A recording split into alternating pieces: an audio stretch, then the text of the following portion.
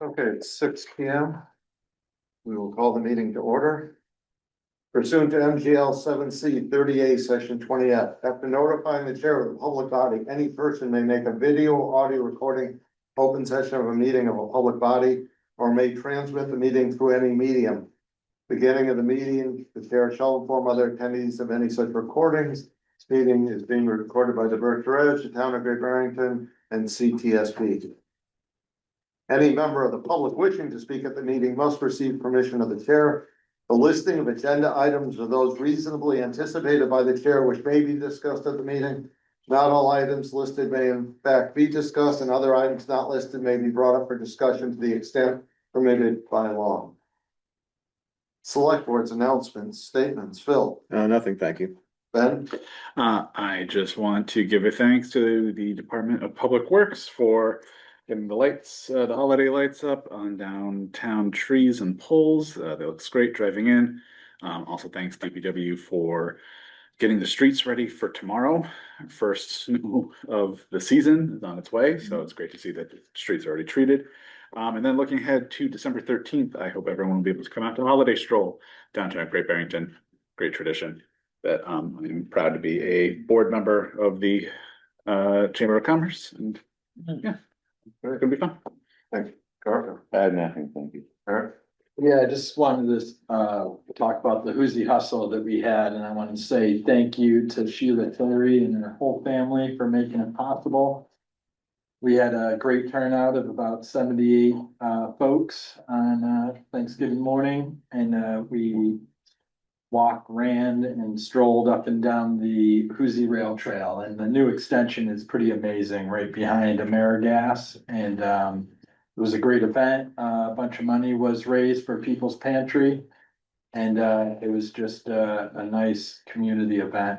And the People's Pantry, we raised about $1,000 for it, so it was good to give that to a local pantry like that. So just wanted to thank everybody involved. Thanks.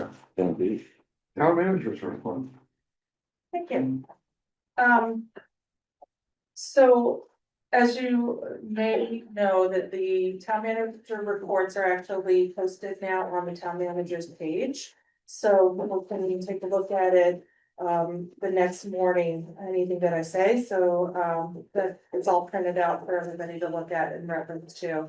But this time, starting today, I've actually kind of categorized it in a way that it's going to be aligned with your strategic priorities that you're going to be identifying or looking at this evening. So it'll be structured in that sense, so you can see the projects that are aligned with which areas of focus. So, and as a reminder, the select board can request to the chair to place any item that is in my report on a future agenda for further discussion if it wants. So for my report tonight of December 1st, recently the town completed paving on Round Hill Road in Great Barrington and Oak Street in Housatonic, making another step forward in maintaining safe, reliable local infrastructure. As part of this work, fog lines were added on to both roads to enhance visibility during low light and nighttime conditions. These painted edge lines help drivers, cyclists, and pedestrians more clearly identify the boundaries of the travel lane, especially on narrow or winding sections of the roadway. This small but meaningful improvement supports our ongoing commitment to roadway safety and contributes to a more walkable and bike-friendly community. The new crosswalk and accompanying stop signs have now been installed at the intersection of East and Anderson Streets, making an important step forward in improving, again, safety for pedestrians, cyclists, and motorists in this well-traveled area. The police department have coordinated in placing portable message boards to reinforce awareness of the updated traffic patterns. The visitors and residents are encouraged to remain conscious of this change when approaching the intersection with caution. Mass DOT, this will be discussed on tonight's agenda, but as a reminder to residents and viewers tonight, Mass DOT held a well-attended public engagement meeting on November 19th to review the 25% design of the state road, which is Route 7- 23 bridge replacement. A project expected to enter final design and procurement in fall of 27, begin construction in 28, and reach completion in 2030. The presentation and community feedback made clear that this long-term project will significantly affect the important gateway, impacting vehicle, pedestrian, and bicycle circulation, safety, nearby businesses, and parks, and the overall character of the area. All meeting materials are now available on Mass DOT's website, and the link will be in my report for people to access automatically. Mass DOT is accepting public comments until this Thursday, December 4th, and I encourage residents, local boards, committees, and community organizations to review the materials and submit their perspectives so the state fully understands local priorities during the design. Starting tonight, I will also be incorporating on a monthly basis updates on different departments and calls. So tonight we will be discussing the fire department, or I will be announcing the fire department's November calls. This is to help with tracking service demands, identifying emergent trends, and highlighting the department's continued commitment in public safety and prevention. So for the month of November, the fire department responded to 72 calls. A majority of incidents were rescue and emergency medical calls, which were 48, followed by false alarms of 14, hazardous conditions of 4, and then a small number of service, good intent, and fire calls. Calls were primarily concentrated in Great Barrington at 58 and Housatonic at 11, with 3 mutual aid responses and no rural or no water incidents recorded. The department has also completed 79 inspections this month, more than double the number completed in November of 24. Those graphs and the data is also included in the report for you to see, so that will be included. At the fall elections, our health agent, Rebecca Jerzik, was elected president of the Berkshire County Boards of Health Association, a regional public health organization. In this role, she will chair the association's monthly governing board meetings and play a key part in both local and county-wide emergency preparedness efforts. I want to congratulate Rebecca on this achievement and thank her for representing Great Barrington at a regional level, ensuring that our community has a strong voice in the public health planning and decision-making. 2 weeks ago, our assistant town manager, town planner, Chris Rimble, joined State Representative Lee Davis and regional partners for a housing roundtable focused on the pressures facing Berkshire communities. Shortly after that meeting, Great Barrington was announced as a newly eligible for seasonal communities designation, a tool created under the Affordable Homes Act to support municipalities with significant seasonal housing demand, visitor impacts, and workforce fluctuations.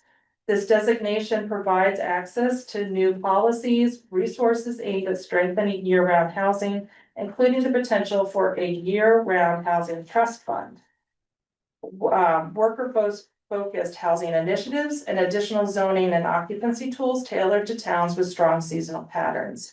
Staff and I will be working on preparing a clear overview of what this designation entails, along with options of how Great Barrington may choose to participate and benefit from these provisions at an upcoming select board meeting in preparation for a possible article on the 26th annual town meeting warrant. I am pleased to share that through the collaborative effort between the health department and public works, the town of Great Barrington has received several awards through the Sustainable Materials Recovery Program. This Mass DOT grant includes $420 in recycling dividends program funds, $3,000 for food waste drop-off equipment, and $8,000 for a dedicated glass container to support improving recycling operations at our transfer station.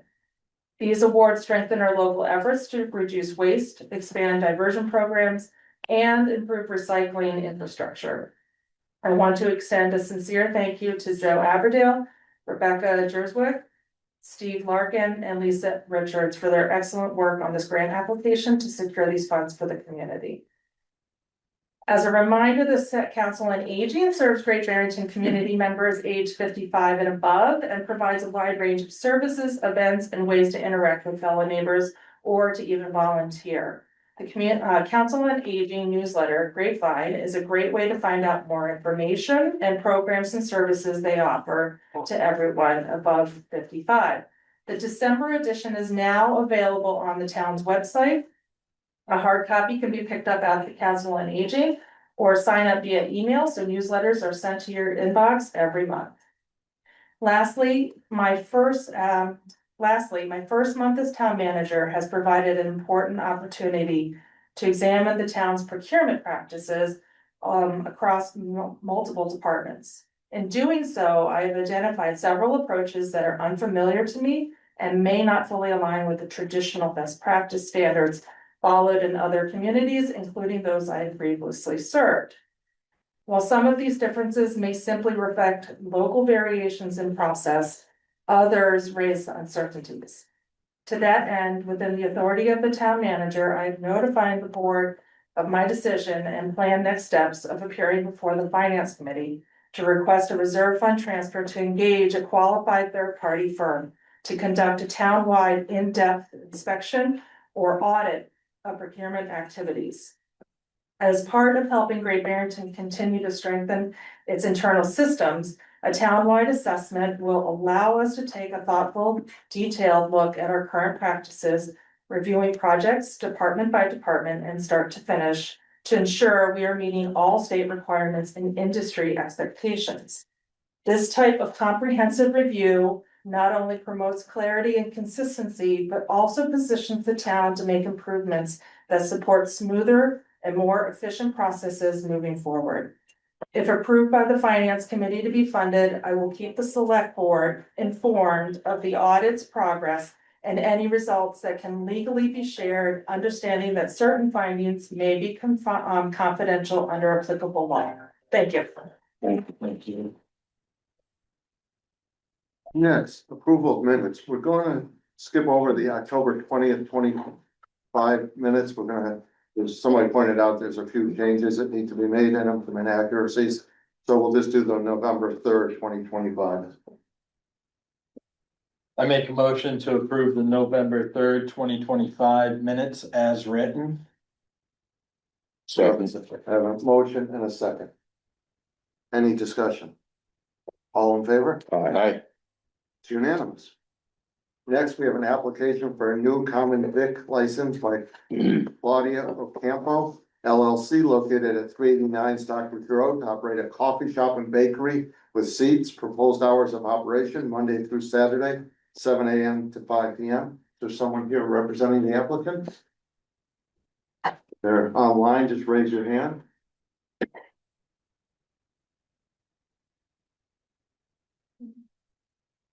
There we go.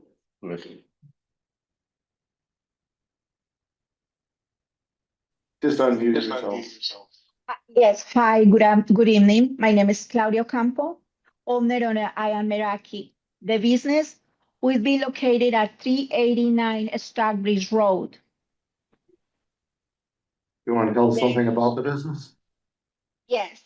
There is a coffee shop with a bakery items and a coffee roasting. Our focus is to provide high quality coffee, baked goods, and safe, well organized, and long impact service to the community.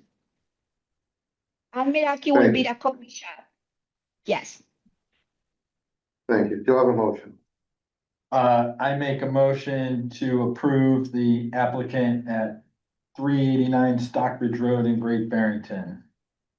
Do I have a second? Second. Discussion, questions? Where is 389? I'm jumping at that. I believe this is the former Big Elm taproom space. in that- Yeah. Oh. Okay. Thanks. Yeah. Anyone else? I'm always excited to see another coffee shop. Yes. All in favor? Second. Aye. Unanimous. Thank you very much. Good luck to you. Thank you. We do that. Next is an application to amend the wine and malt off-premise package store license for Marketplace Specialty Food Shop located at 265 Stockbridge Road to change the manager on record from Kevin Schmidt to Christopher Gross. You just want to come up and wait, and you guys have any questions? It seems straightforward. Yeah. Do I have a motion? I make a motion to approve the wine and malt off-premise package store license from the Marketplace Specialty Food Shop at 265 Stockbridge Road to change managers on record. Schmidt, Christopher Brooks. I'll second that. Any questions, discussion? What is on record? Is he gonna be physically there or the person will be? I'm that part of it, yeah. Okay. Thanks. All in favor? All right. It's unanimous. Thank you very much. Thank you. Take care now. Next is review the proposed dates for the FY 27 budget calendar and annual town meeting continued from November 17th of this year. It is in our packet. And going along with that, and I'll let Liz work on that, but going along with that, we'll be choosing the date of the annual town meeting. So we're ready to. Yeah, so, as you can see in your packet, I have, color coded it as well as a legend at the bottom, so it kind of, delineates who is involved in what pieces. And I have reviewed it with the town clerk. And, so we have just placeholders for dates, really. Again, this is a draft calendar. It will consistently be draft up until pretty much town election and then we start with the 28 budget calendar. So yeah, that's really it kind of in a nutshell is really the town meeting dates are really the core ones, and we can and right now suggested on here on the draft is just Monday and with a follow-up of possible Tuesday for town meeting. But I know there's been discussion and trials of having it on different dates. So this is again, it's up for you to decide when that is. You just need to let me know so I can, one, make sure the room is available, the space is available, and then two, we can make sure that they're backdated all of the additional dates that are subsequent to it or attached to it. So, okay. So that's the big discussion is last year it was the set for Saturday in May. And the question is, do we want to do a second year of Saturday? Or do we want to go back to our traditional Monday? Well, if I may, I would say that there was a significant turnout on Saturday. We had more numbers than we had previous years. I know we can't make everybody happy, but I think there was a significant amount of more people there on Saturday. And just personally myself, I think Monday is a very hard day, especially for how long town meetings tend to be. And so I'm leaning towards Saturday. I would also like to say that last year we had the special town meeting on a Thursday. And that was very well attended. I think that's just the start of a work week, a Monday night. It makes it really hard for people to come out. But I personally am leaning to do it again on Saturday, same sort of hours that we had originally. And I feel that really served the town well. Yeah, go ahead. I was just saying, I think the Thursday meeting was so well attended because it was a different specific topic. Right. Not so much that it was, the top, people just flew out because of the meeting on Thursday. It was actually the topic that brought people out. I'll be honest, I'll go with majority rules. I don't know about the Saturday. I honestly don't know. You're probably right. I didn't really notice that many more folks, but yeah. Yeah, So no, I'm sorry. No, I'm whatever we rule, I'll go with. Yeah, I see no reason not to try another Saturday. I think every year it's a trial. Yeah. But there was nothing that happened last year that made me say, well, Saturday didn't work. I think there was a decent turnout. And I think it does depend on, as Garfield said, what's on the agenda, on the warrant. Yeah. So I'm willing to try it again. Yeah, I'm in favor of continuing the Saturday experiment as well. I think everything we've said kind of leans towards it. There's a lot of signs of kind of health for the meeting attendance, and I will say the psychological effect of the sun still being up as I left meeting last year was I felt personally.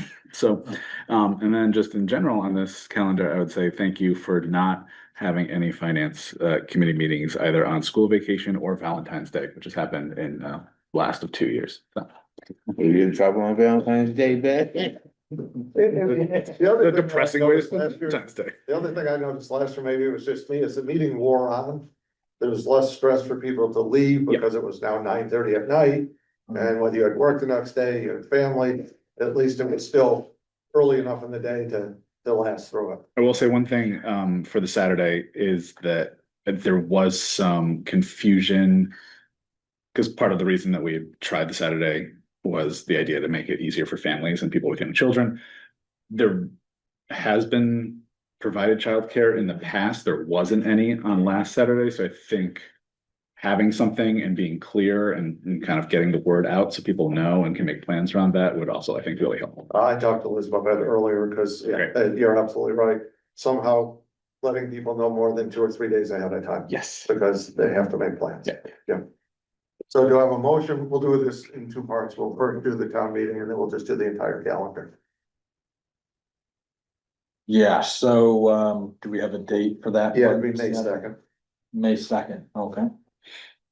I make a motion to approve the annual town meeting for Saturday, May 2nd 2 P.M. at 2 P.M.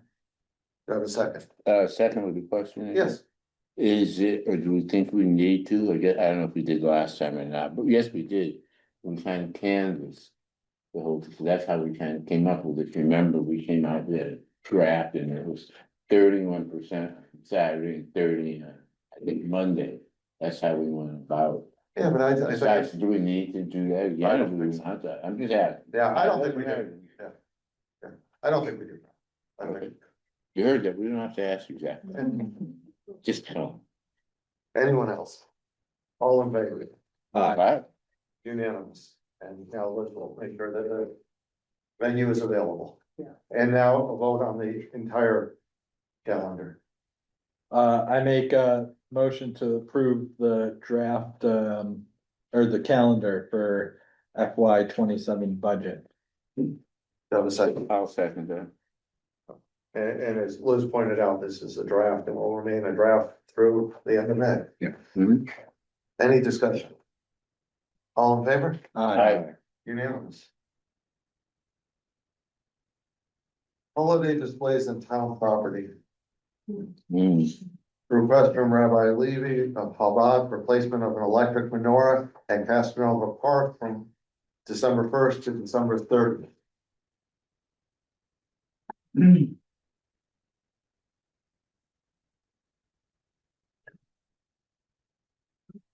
Okay, you are unmuted. Just unmute yourself. You're recognized. Hi, good evening. Hello, Rabbi. Do you want to just give us a little overview of what you were requesting?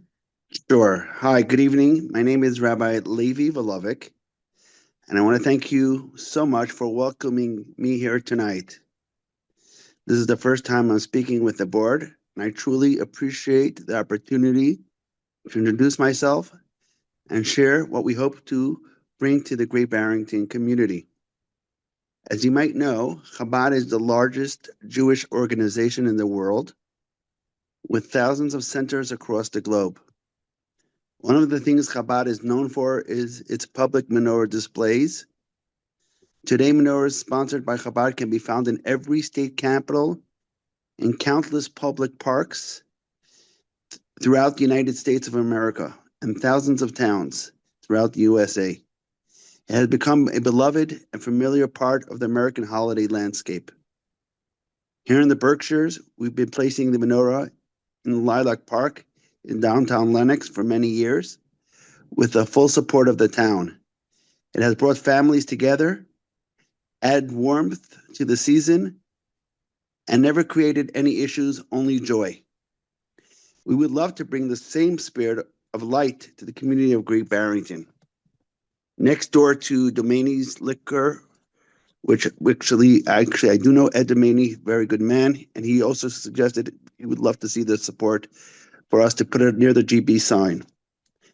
A menorah in a public park is not considered a religious endorsement. The U.S. Supreme Court ruled decades ago that a menorah displayed in a civic setting is a cultural and seasonal symbol similar to other holiday displays. That ruling is the legal basis for the many thousands of menorahs that appear each year in America's towns, cities, and government spaces. For us, the menorah symbolizes light over darkness and triumph over hope, a message that resonates with people of all backgrounds. It enriches the season for everyone. The display is temporary, not intrusive, and comes to at no cost to the town. We handle installation and removal entirely ourselves and are flexible about placement, size, and timing. We want to work in a way that makes you, the town of Great Barrington, feels comfortable. I'm here to listen and to answer any questions you may have, and to collaborate in any way that respects the values and the guidelines of the town. My hope is simply to contribute something positive, warm, and light in this beautiful holiday season. Thank you again for your time and consideration. Thank you, Rabbi. Any questions or comments? Yes, Rabbi, what is the approximate size of the menorah that you're considering? Approximately 6 to 9 feet. That's tall? 6 feet. That's an average height of a person standing. So it's 6 to 9 feet high, you're saying? Correct. And It could be 6 feet. It roughly- could be a 9 foot. It depends what I order. And then approximately the span or the width of the menorah? Approximately 6 to 9 feet.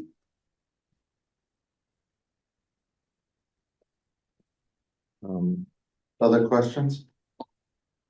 Yeah, I guess, I just have, some thoughts on Casanova Park and displays being there. So, the GB tree area in Casanova Park, it's part of our entrance there, and I guess, I like to keep things in their natural state there, and so I'm hesitant to allow anything go into the park there, in a sense, and this falls similar to my feelings about, banners going over Railroad Street and stuff like that, so, I feel that it's something that the town should take, into consideration, because once we start putting any sort of displays in our parks and stuff, then we have to allow for all of them to go up, and something like the GB trees, I feel like, I don't know if iconic's the best word for it, but as we come through our red bridge, our great bridge that we'll be talking about later on, it's just like an iconic scene. We have the GB trees that sometimes have lights on them and our flags above them, and I just don't wanna add stuff to it. And I like the way it looks now, and I think certain things need to stay the same. And so that's my feeling there, and I feel that if, you know, it's kind of like once you start having stuff put there, then it can keep continuing, and then sooner or later, I feel that the tree, there'll be something taken away from the GB trees area there, so I just like that being the focal point. That are American flags and the flags of the state there, and just the GB trees, and I would appreciate it if it stayed just like that. Can I- Yeah, for that. Pose a question to you, to everybody, and to you, Rabbi, as well, just kind of in line with what Eric's talking about. What if this was in front of town hall next to our tree? Just kind of, I think I know what you're saying, kind of about it affecting the aesthetic of Casanova Park. Mhm. But we already have a holiday display here in front of town hall. We'll be doing a celebration, lighting it up as part of the holiday stroll on 13th. Would this be a better fit as part of that display? I think. If there's a holiday tree out there, yeah, I mean, to me, it comes to that particular location. Yeah. And stuff, but, you know, I don't know, there is that packet in our paper here, which, so I don't know where it goes, when we have it on town hall as well, you know, so. It's all town property. Yeah, but don't we already, just, I don't wanna rely on my memory, don't we always have or have we all typically had a menorah in front of town hall as part of our holiday decorations? But it close goes, to the tree? goes away after 12 hours. The Oh, chamber it's brings only- it for the night of the Okay. stroll and that's So it. okay, so it's there for the stroll and that's it. That's it. It's not there for the whole time. Okay. My question for Eric. So they decorate the GB, I believe, with lights for the holidays. That takes away from what you told me is natural. Why do we allow that? The white lights? Yeah. I don't know that takes, that kind of highlights the chamber trees, right? Yeah, but it's a holiday decoration. So, Decoration. Yeah, I mean. I think highlighting the trees and the letters of it, is different than having something completely different on the location. Taken away from it, I guess is how I'd say for that. we will agree to disagree. Garfield. I sort of don't really have a problem with it being there. First, I think it's too large. It's too big. And I think if we're going to put one, we need to put them all. And I don't have a problem with people coming into our town and seeing that, and I think my feeling looking at it, if you come into town and you see the menorah, you see Kwanzaa, you see typical Christian values up there, if you will, it shows that our town is pretty open, and we like celebrating all people that are here. I don't have a problem. I think that is too big. That's too big for me. I think it needs to be 3 feet tops. 6 to 9 feet is huge, and it will dominate everything, and people are gonna have an issue if there's gonna be a 6 to 9 foot menorah and 2 feet per foot other thing. So I think I don't have a problem with being there. I just think that's too large, and I think we need to be inclusive if we're going to do that. And again, I'll just reiterate, I think it lends a nice air to the town if you're coming over here and seeing, wow, it's a great Barrington, they celebrate everyone. That's my thought. So I'm very appreciative of the rabbi's offer this year, but I think taking it all in, and just looking at the information on this topic that Liz has provided us and certain in terms of the best practices for holiday decorations by a town and the way we should be handling it and the way we could inadvertently make some mistakes that could be misinterpreted. My thinking on this, and also I do agree with Garfield's comment about the size. I would propose that we sort of defer this addition to our holiday decorations for a year. To give Liz the time to sort of fully coordinate this over a longer period of time leading up to the holiday period. You know, for example, Garfield, you feel better about including the menorah along with other religious symbols of the season, which makes perfect sense, but might be, I don't know if that's doable at this late date. So I would actually prefer to push this off for this year and reconsider this in the fall of next year. So my question for all of you is, and clearly I don't agree, I agree with Garfield, I think it should be there. We will have, the next one is banners on the poles. And are we gonna be consistent? Because these banners are not wreaths, they say Merry Christmas. Well, on that, I'm sorry, can I speak? Yeah. So on that, I think that's something that we've done at least for the last several years. Again, not good to rely on my memory, but we've done that for several years. Looking at those banners, some of them are season's greetings, holiday greetings, and Merry Christmas. I think that's something that has already been, I think, accepted and blended into our holiday decorations in town. So I feel much more comfortable with that.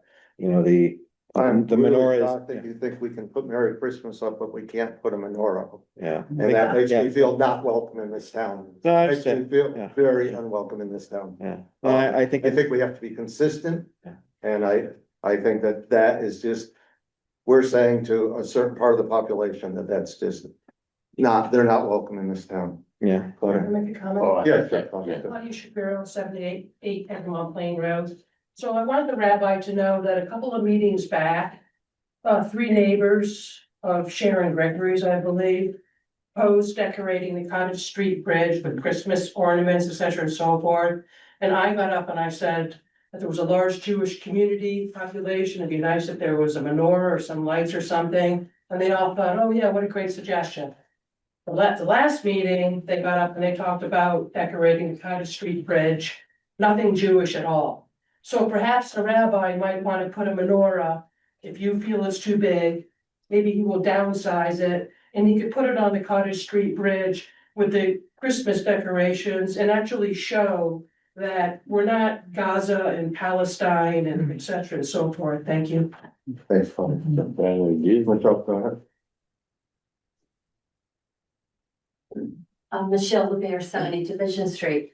Castronova Park, that's pretty big. It goes from like where the GB Mhm. and all the way down. Correct. That's a really big, because when I was a kid, there used to be a laundromat Yes. next to that. And I remember going there and we used to play up on the swings and everything. So any type of holidays display could be pulled away from that GB area. It's because people are talking, I'm going, well, I agree with that, I agree with that, I agree with that, you know, there's nothing I really disagree with. But I do agree with Eric, as it should be, if you allow one in, you should allow all in, you know, and that's just it.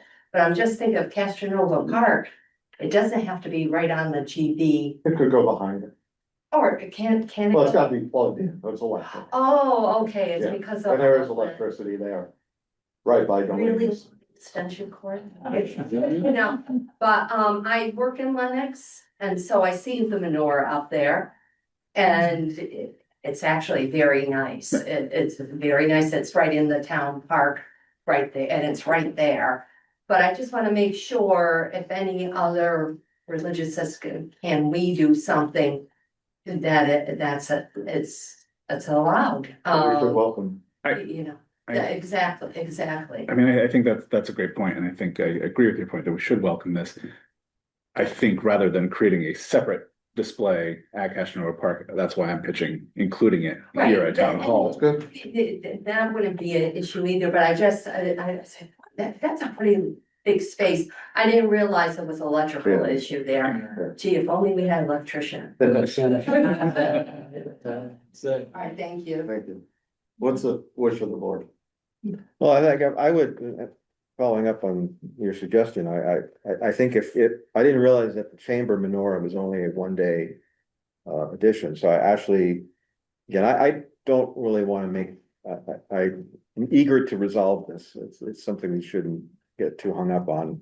But if we could include the Chabad menorah on Town Hall near our tree, to me, that's a much more elegant solution. There's sort of the combination to me feels right.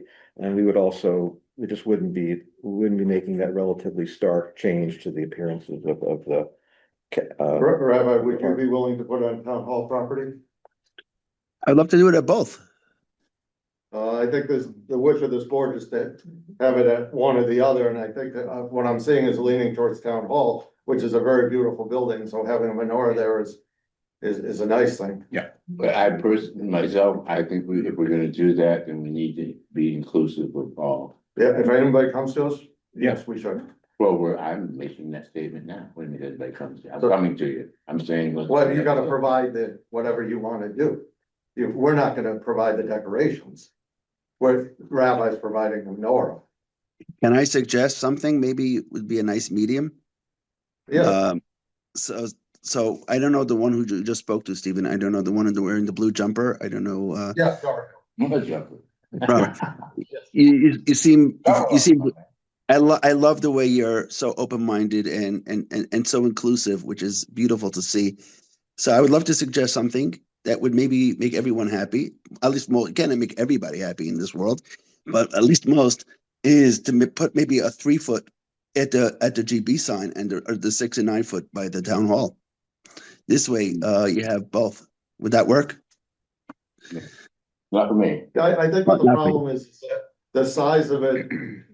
You know, you and mentioned I think the town hall is the property that I think is the feeling of the board I'm hearing is a better site for it. And it actually is a really nice spot to put it in, so I think it actually will be nicer there than the GB. Okay, If I could just throw one more little Sure. curveball in there. I still kind of like the thought of people coming over the rose colored, green, brown used to be Yeah. bridge and seeing the festivities and the openness of our town. I agree with you. I You agree. don't have to come all the way into. I think it's not, for me, it's not a matter of having it there. It's looking at the guidelines that we were kind of given as far as compliance. It's it speaks explicitly against isolated religious symbols. And I think that alone at Castronova Park would fall under that it would be too isolated. If we want to have something there, I think we would have to extend the display and have other things there, other religious symbols from other faiths to kind of make it, which again, kind of go into the point of we don't really have anyone stepping up to provide those at the moment, I think is the issue with Castronova Park. For me. Yeah, I agree with what Ben's saying, and if the rabbi would go with the town hall location next to the tree, and then if anybody else comes, if we could keep the displays just to the front of town hall, I would appreciate that, you know, Do I take that as a motion? so much. Do I have a second? I have a second, but we would have to, we'd have to, find out where we're gonna put them. We need a spot to put them in. I don't know why, but this just makes me think. Since this could be a tough town sometimes, I should see someone having an issue with one being somewhere in another one. Well, they'll be right next to each other, and we So usually, that would be fine, but you know how people are. Yeah, but they- Small mind. I think what Phil and Ben, I think, said, they'd be next to each other. Yeah, I'm for it. I still don't mind being in Casanova, but if the town hall, whatever we decide is fine, as long as everyone's in. And I guess, inclusive. yeah, so, and, just size accordingly for out front there. Well, I think it's the tree is a fairly tall tree, so I think it will look less out of place at the, Yeah, at the I QB. think it'll match the tree next. Yeah, I agree with you. Not a 6 foot side or a 9 foot, it needs to be 3 at the. Yeah, I think a 6 foot. yeah, I think 6 is fine. That tree is huge. Yeah. I think it's gonna look a little silly at 3 foot. Yeah. I don't, now if we're gonna have everything else, we've never gone by design, people's houses, and saw the designs at the ground, not years even. I have to disagree with you on that, I think they need to be all there, and need to be all unit, that's my feeling, Well, I think it's important. They will be Everything uniform. is there. Okay, all in favor? What? His motion will to Motion put a that- menorah next to the. Menorah out front of the town hall. Just the menorah. I will second it with. Yeah, we already everything else seconded it. being included. Yes, absolutely. All in favor? Aye. Right, Thank you very much, Rabbi. Thank you, Rabbi. thank you.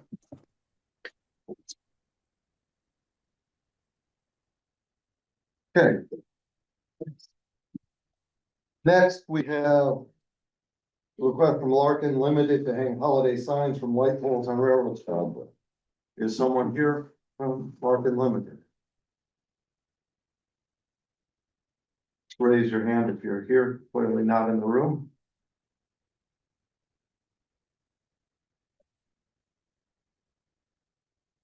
I don't see any hands coming up, so we will move on, and if they're here, if they join us later, we'll take this up at that point.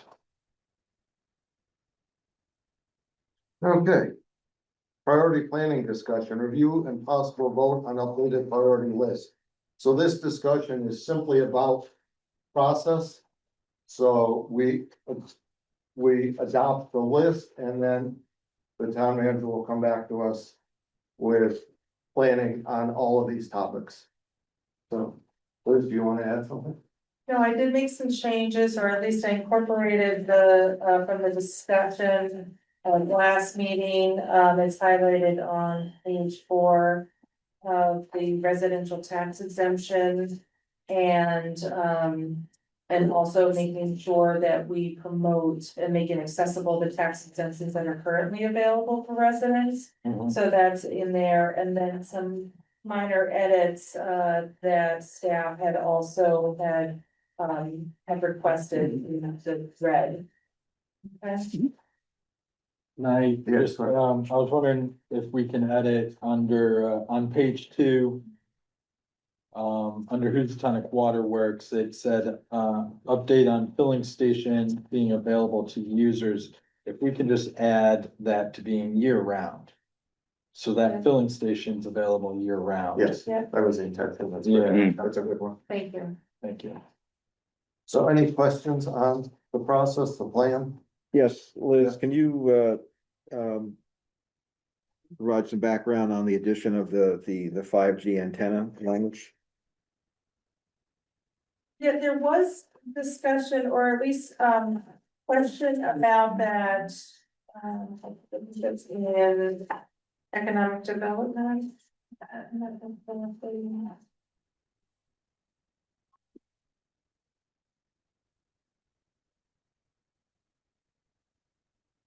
So where did you see that? Sorry. Looking at the, Top of. top of page 3.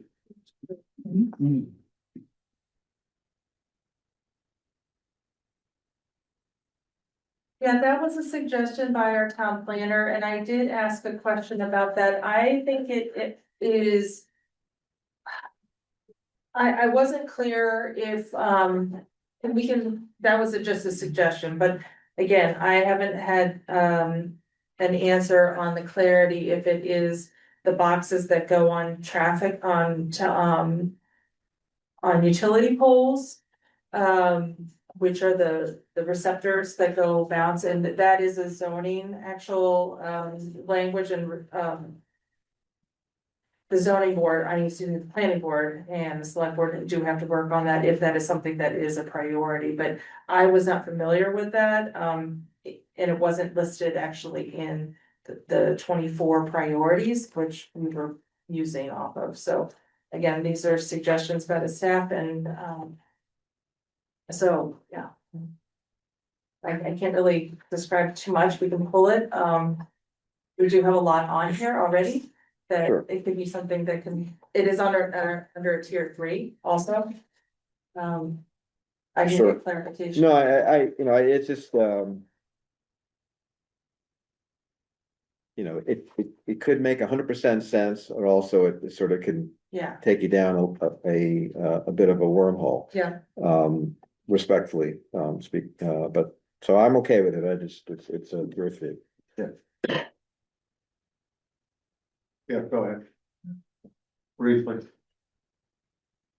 Of course, Mhm. that doesn't work, Mr. Preston. No, that's, you don't need to do that, John. Mr. Preston, this is just for looks, it doesn't. No, it does work. It But I mean, helps the people at home, not here. Yeah, it's not, it doesn't amplify. It doesn't amplify, that's correct. So just speak. Oh, yeah, it doesn't amplify your voice, so it's. Okay. Yeah, I sent a letter by email to all 5 selectmen and to town manager Hartsgrove, asking to be recognized to give you a little bit of citizen input, which is in the introductory paragraph of your work so far on this. And this occurred to me in reviewing the whole document over the Thanksgiving weekend. I'd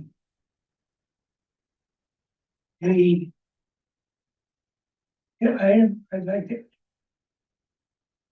encourage you to add as a sub goal to is on tier 1 public safety.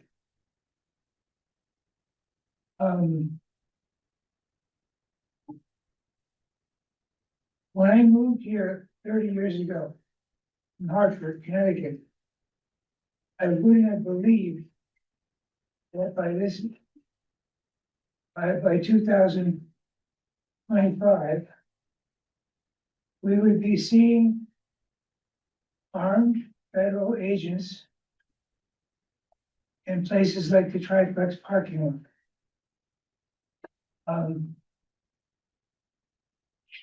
Trying to quote unquote arrest people because of their alleged or suspected documentation in relation to immigration and so again, as I said at other meetings on this general topic, I'm speaking only for myself tonight. But I know there are others in town who share my feelings. This is an important public safety issue. Dan Elliott was there in May when these presumed agents came into the parking lot. And I believe then you were one of the people recording the activity on your video. So, you know, the only thing I'm wanting to suggest here is that this question of federal agents heavily armed coming onto public areas of the town of Great Barrington is something that this town needs to have a clear policy on. There's a wide range of possible policy statements that the select board and or the town meeting could make on this. But this needs to be a specific focus. I just had one personal thing about this. I use a wheelchair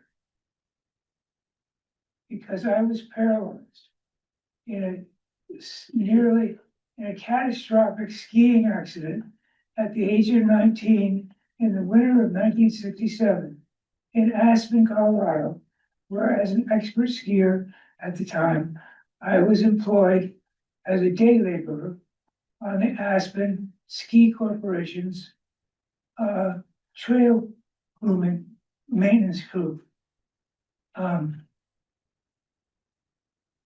And accidents can happen even for expert skiers, even Olympic skiers. So I fell. We had to ski from job site to job site. And in March of 1967, I fell. I caught an edge and lost my balance. I slid on the snow, probably going about 40 miles an hour when I fell.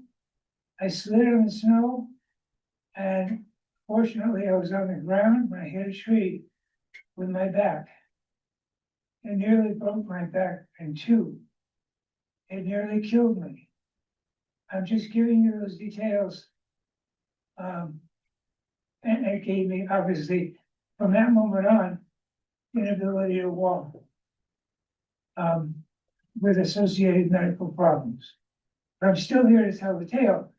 And that's my personal experience of physical trauma. It happened during the height of the Vietnam War. But I won't go into the weeds about my fights with my draft board at that time. But I haven't parked in the triplex parking lot for about 6 years, since 2019. When I saw the video that you took then, it made me really concerned about, this is just my perspective, but as a paraplegic dependent on a wheelchair who can wheel fast but not run and duck very easily, I feel very threatened by this federal business. And I'm personally pursuing this in various places. The district attorney's office, I hope to speak soon with the press secretary for Attorney General Campbell, because this is a very gray area constitutionally and legally. Thank you, John. Yeah, Thank you. so I'd like to see this mentioned. Yeah. Just as a subhead under public safety tier 1. Thanks, John. Thank you. Yeah, I mean, as John said, I was there on it was May or April earlier this year. When agents came in and removed a resident. I know Eric was also there. It's still something that lingers with me. And that incident and the incidents that followed, as many feelings and as much fear as it raised, it also raised questions about exactly what is our policy and how we engage. If I know there are questions in a raid following where there was staging done at Olympian Meadows, questions about are federal officers allowed to use town property for staging without town approval, sort of things. If there is any way to actually have our policies on these matters clearly written. And So can we you speak up a little? Sorry, I'm just saying, I agree that I think we need to have clearly written policies to understand exactly what town resources are available to federal agents if they're coming to town.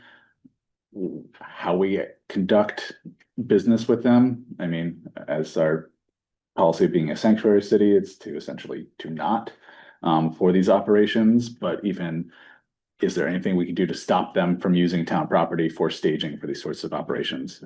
And just Ben, how would you tie this in so we can put this in with the trust policy? Yeah, I mean, it does feel like public health and safety does seem like a good spot for it. It doesn't necessarily seem like there is a current bullet point that it ties. I don't know, Liz, is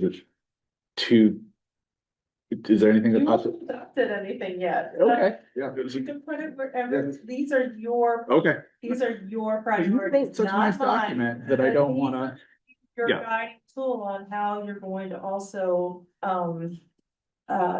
evaluate me Yeah. and achieving your priorities and goals. So you put it on there, I will, Do we wanna add That's it that work on in it. one of the, where you just said, but just a line of reviewing the trust policy? Well, what I would say, we would say work with multicultural bridge. Yeah. To review and expand if necessary, the trust policy. yeah. John, what's the name of did you and Erica formed a group, or is it just kind of, It's through multicultural. it's just through Multicultural Bridge that you're working on this? Since I think June. Yeah. I've been attending monthly meetings at Multicultural Bridge where the general topic of the need to revise and clarify the trust policy has been discussed. Thank you, John. Yeah. That's what we need. Yeah. Yeah. So, yeah, I think that saying work with Multicultural Bridge to revise and update the trust policy as needed. But And as a practical matter, does it make sense to do that without involvement with our police department? Because at some point, That'll be the next step. Yeah. We'll work. this is the groundwork, I Yeah. think, kind of understanding exactly, being clear on what we expect from policies and then actually implementing it. Yeah. Be working with everybody. Yeah, exactly. Basically, everybody would be Okay. involved. Would be the way I would look at it, right? Yeah. Yes. Yeah, So, Everyone would be, the police, multicultural, Yeah. bridge and us, So, town staff. town staff, exactly. isn't there already guidelines for? Yeah, that's part of the trust policy. Well, I don't think we are officially essential. We're not a sanctuary city. Staff. The trust policies, that's Well, why. we're sanctuary gonna- city doesn't give you any rights anyway. No. Right. It's nothing, it's just you're a sanctuary city, and you can't help the police, or I mean, you can't help the feds or whatever, but. That's why it sounds like it's a good idea to review that policy, Yep. so we're all up to speed. So do I have a motion to approve this? Is there no other changes with as amended? I'll make that motion to approve as amended. Do I have a second? Other discussion? All in favor? Unanimous, go. I don't know, I feel like I'm missing something here. It seems like we're not beating a dead. I guess I'm not quite sure what we're digging at. I don't know what do you mean though? Well, there's already designated rules for sanctuary cities is already designated that we can't help or get involved with the feds. But that's our trust policy. That's where that's kept. What Yeah. I would say, I read the trust policy about a month ago. I can't say I remember every line, but there was definitely detailed aspects that could be clarified further. So I think that would be very constructive. And multicultural bridge, I met with Gwen a few months ago, and they're working on it. Yeah. As Tom says. Great. I think it's really just, we're just talking about just reviewing it and seeing if anything needs to change or not, working with everybody again, you know? Yeah, it's a fairly old document. Yeah. I think reviewing it, I think laying the groundwork to actually start working with the different town departments on how it'll actually be implemented is the important part. Yep. Make sure there's no questions about how it works. Okay, all in favor? Aye. Opposed? Carol, I'm not opposed. so you're in favor? I'm present. Okay. New business. There's a request for a letter of support for the Community Investment Tax Credit Program. Liz? Yes, this was sent to us or Steve to send in the letter, and we felt that it was something that the board should look at. I did send you links on program itself, the state's page, and there is a flyer in the packet that was presented to you. So it's up to the board on what they'd like to do, and I can send a letter or say we'll pass. What's the wishes of the board?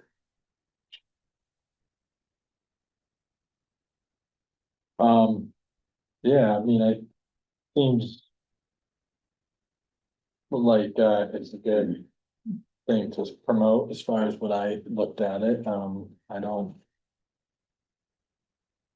I'm not opposed to this if I. Yeah, I don't see a reason not to support it. Yeah, it's a great program that it helps the CDC do what they do. Yeah. No reason not to. So do I have a motion? I make a motion to approve a letter of support for the tax credit program. Do I have a second? Second. Any discussion? All in favor? Aye. Unanimous. Next is the Ramsdale Building Project update and presentation. Right there, the table's perfect, was it? I want to thank all of you for your time to give the Ramsdale building. This committee was started in February. We've had 28 meetings. And each meeting lasts about 2 to 4 hours.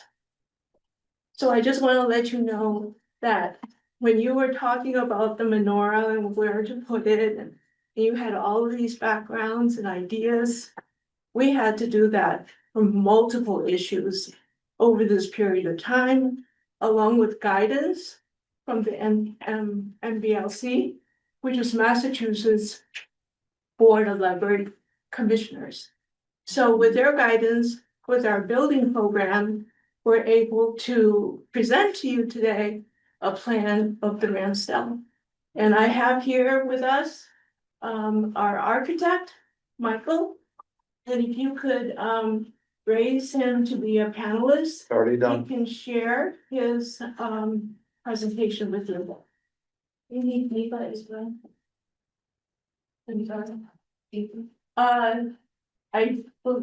Michael, did you want Deepa on the panel as well? Sure. Hi, everyone. Thank you so much for having us. Sure, if that's possible, that's great. All done. Okay, thank you. Thank you. Thank you very much for having us. I had 2 quick questions before I start getting into this. The first was, I've got the PDF that we sent in, that if it's helpful, I'm happy to share my screen, but if you'd rather just go off your packets, that's fine.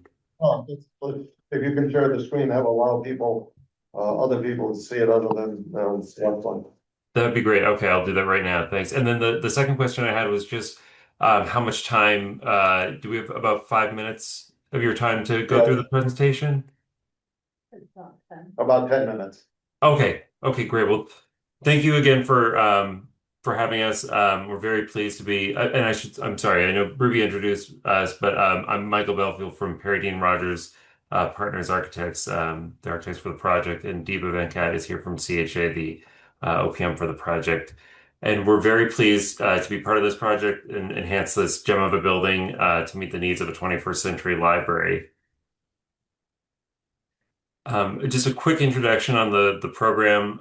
So there's a couple acronyms that we'll use throughout: the MBLC, which is the Massachusetts Board of Library Commissioners, and the MPLCP, which is the Massachusetts Public Library Construction Program. So the MBLC is a state library agency that oversees the MPLCP, and the MPLCP is a state-funded construction grant program to fund library construction projects, and they need to be designed to meet needs over the next 30 plus years of flexible in use. And Mason was actually a participant in this program back in 2007. So Great Barrington received this grant in 2024 and is guaranteed funding for the Ramsdale project as long as it meets the MBLC's design guidelines, which are summarized here, and as long as it receives local approval. So Ramsdale is currently first on the waitlist and may move off the waitlist as soon as the spring, and will be given a provisional award as soon as the state funding is available. And this really is a rare opportunity for the state to fund a significant portion of the construction costs. This round, there are only 13 libraries that were awarded state construction grants, and it's been 7 years since the last grant round. So this is really a unique opportunity for Ramsdale and the Great Barrington community. I want to quickly look at there's two different overall project schedules depending on when the state funding would be available. In both of these, I should summarize them. The first is if Ramsdale were to move off the wait list and would be given a provisional award by the MBLC in fiscal year 27.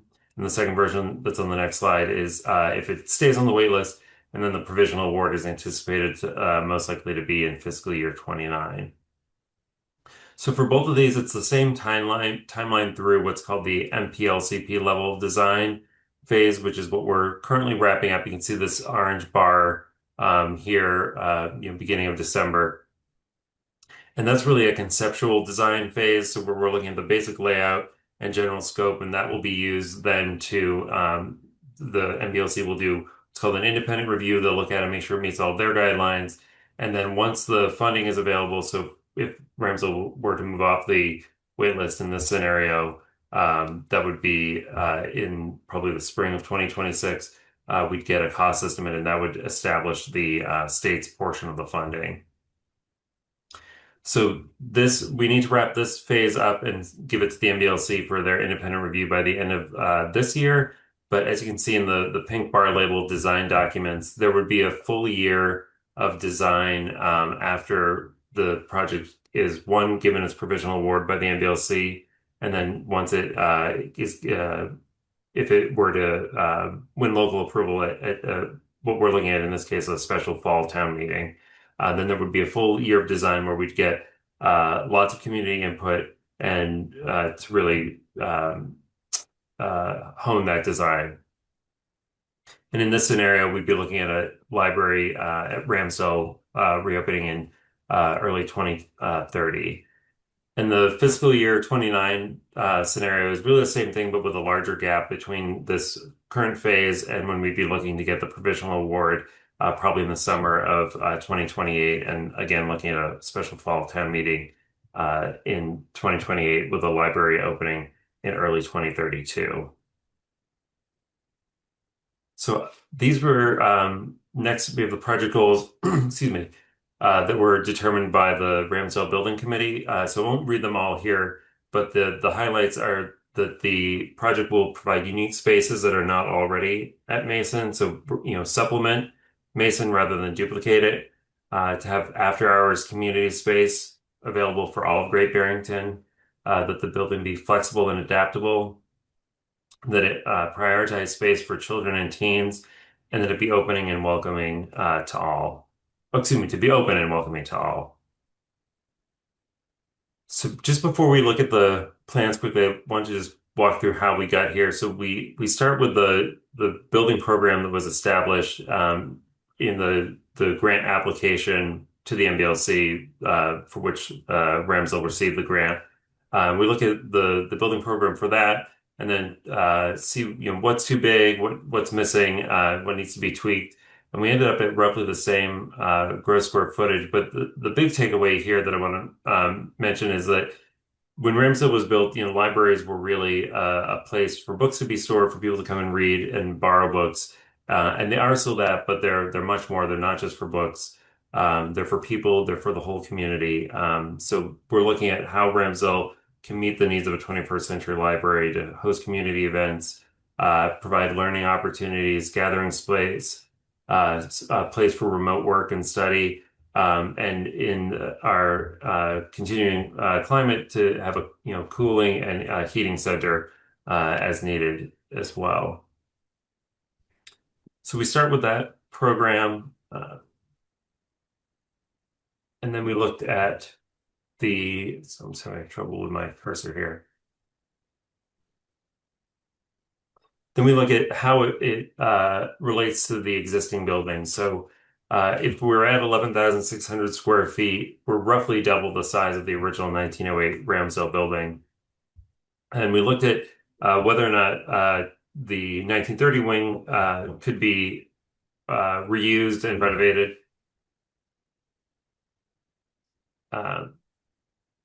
Sorry, I've got a company here from my side. And you realize.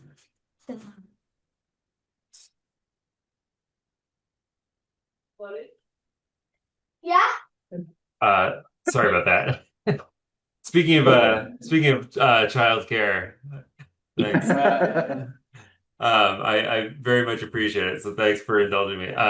So we looked at whether the 1930 wing could be kept or not, and we determined that it's not big enough to meet the new program. It's not historically significant compared to the original building, and it's not structurally viable for an addition. So we then looked, but we basically need to double the space and looked at how do we do that. So the Ramsdale Building Committee looked at several conceptual options earlier this year. And this is showing a handful of these, from all the way to the left. This was sort of the minimum renovation if we kept the 1930 wing. Looked at putting the stacks in the basement, 1-story maximum. The committee coalesced around the preferred option, which is this 2-story addition. And that was what was recommended by the building committee and endorsed by the trustees. And this is really preferred for flexibility, the minimizing the impact on the historic building and the site, and providing for clear and good oversight by staff and clear access for after-hours space. We'll quickly run through the plans. The basement, so there's not a whole lot to see here at the basement. We're really keeping the basement to storage and mechanical space. But if we move up, and I should point out, and I should have done this in the last slide, but I can go back to that if you'd like at the end here. But the dark gray that you see here is the existing building, and any of these light gray walls are new parts of the addition. And Main Street and South are at the bottom of the page here. We have dashed in blue. These heavy blue lines, dashed lines, are what would be in the after hours zone. So the library could be closed and when staff aren't there, but somebody who has been sort of pre-authorized or for a community event could access the space for different events. So just run through some of the highlights of the plan here. We're looking at the first floor plan at a restored entrance, rotunda, and reading room, really restoring the 1908 building, but also providing a new fully accessible at-grade entrance at the east with an elevator and steps up to the existing floor height. So that's about a half story up. So basically we're taking the steps in the new addition. The steps that are out front of Ramsdale right now would occur inside so that someone with mobility issues or with kids in a stroller could come into the building and navigate that half-story change indoors. There's a central gallery space that efficiently connects the existing and the building to the new and leads to a reading porch that could be used for outdoor seating and library programs. There's a centrally located public service desk with clear sight lines to all the major spaces on this floor, as well as a visual and auditory connection to the second floor. An inviting and dedicated teen space, which we know is something that is really missing in the Ramsdale Library right now. An enlarged children's area with a sensory and comfort room, youth program room that could be used for story time, crafts, any sort of youth program that the library is running, and that has access from both children's and teens to make it most useful to both groups. And acoustically separated meeting and study rooms, as well as I mentioned, the after hours access to the community spaces, which are primarily on the second floor. So just getting into that, we'd be looking at restoring the Great Hall, the community space on the second floor for library programs, community events and performances, potentially co-working space during the day and for after hours of use. There's fully accessible stacks with reading and study areas in the addition. And in this area that's labeled open to below, that would be a double height space that would provide a visual and auditory connection from the desk at the first floor to the second floor spaces, as well as providing space for staff desk and adequate and ample break room and facilities for staff. So we're confident this is the best option to meet the building program and the MBLC guidelines for this phase and to move forward in hopes of getting local approval to take advantage of state funding, which we know that process leading up to the local approval is a ways off, but we wanted to bring this to you all now for your feedback, and we want to ensure that Ramsdale remains a the vibrant heart of Housatonic and an asset for all of Great Barrington for generations to come. So thank you. Thank you. Board comments, questions? Yeah, I got just with the Great Hall, I see a number there, but I can't read it. How many people are we think we can fit in the Great Hall section up there?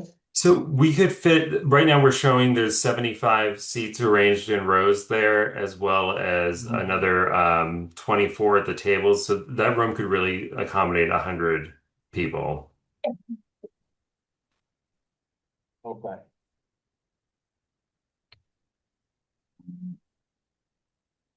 I'll just make the comment that this is beautiful work. And thank you to the architects and to the committee. This is really fantastic. The only thing that kind of popped in my head, looking at the stacks moving upstairs, is that changing the size of the availability for the stacks? Is it expanding it at all? Like, will we actually have more physical media in the library? So the building program is a takeoff of what is existing right now. Yeah. And building upon that. So we're not taking things away, we're adding space to provide for more. As you can see, if you go to Mason Library, it is already filled to the max. People go in and out, there's so many things going on, people are waiting for meeting rooms. There's a lot of places for people, but there's not a lot of places that could be useful, such as the community space. And what we're trying to do is to compensate for some of that with a business space. Someplace that the community could gather after hours, they'll have a code, and we can provide a code for them. A responsible person will be able to go in after hours. We don't need staff there for that. And people can gather and they can have meetings and they can have gatherings, performances after hours without having to say, we don't have any place to meet. Yes. So I think a lot of people are going to ask about, well, this is beautiful, but what about the cost? What about that? That is a big elephant in the room, isn't it? And you have to realize at this stage of the concept design is not even to the schematic design and eventually to the construction design.